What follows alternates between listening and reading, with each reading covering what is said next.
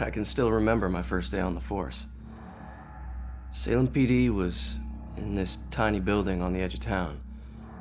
It was old, crowded, and completely insufficient to handle the day-to-day operations.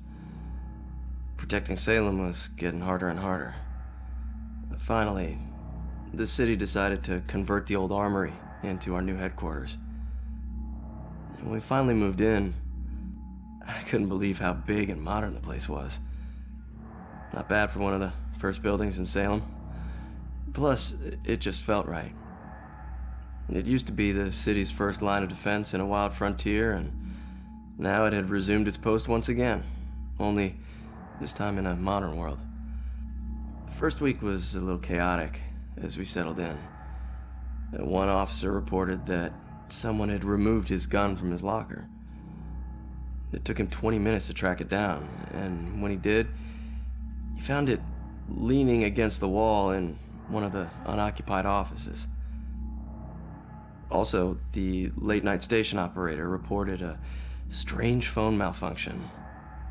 Occasionally, when someone would call in to report a shooting, the recording would just stop.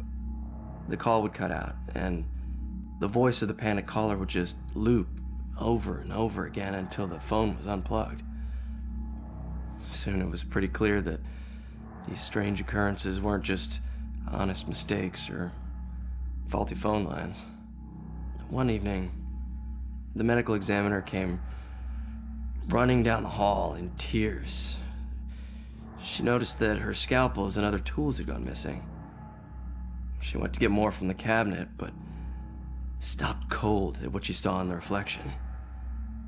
A ghostly silhouette of a Civil War soldier was standing over one of the corpses. When she spun around, it was gone.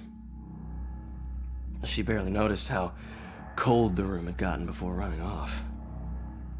Of course, the guys didn't believe her. Hell, I didn't either, till I saw it with my own eyes. I was working late and got up to get more coffee. As I rounded the corner, I saw it in the reflection of the trophy case. It was staring right at me. He lifted an old, ghostly rifle and pulled the trigger. The trophy case fractured into a spider web of cracked glass, and I took off running. The captain didn't believe me and docked my next paycheck to replace the glass. I didn't care if people thought I was crazy. I know what I saw. People sometimes ask me if anyone else has seen it since, or if the Spectre still roams the halls. I always tell them the same thing. I wouldn't know. I transferred to Boston.